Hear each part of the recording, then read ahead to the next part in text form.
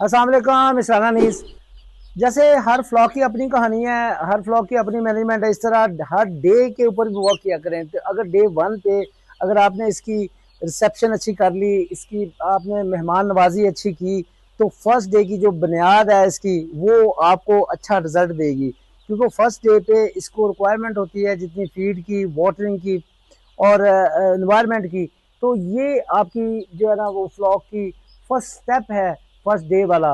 तो अगर आप उसमें सक्सेसफुल हो जाते हैं तो आपको ये अच्छा रिजल्ट देगा। और जितना ज़्यादा इससे आप मोहब्बत से प्यार से लेकर चलेंगे, इंशाल्लाह ताला आपको उतना ही अच्छा रिजल्ट देगा। जज़ाकल्लाह। इस पर हमारी फर्स्ट डे के ऊपर लॉन्ग वीडियो है यूट्यूब पर, इसको देखें, इंशाल्लाह ताला आपको मज़ा आएगा। जज़ाकल्लाह। खुश रहें, खुशियाँ बांटें, 5 वक्त की नमाज नहीं छोड़नी, और दूसरा ये कि नेगेटिविटी से दूर रहना है। जज़ाकल्लाह।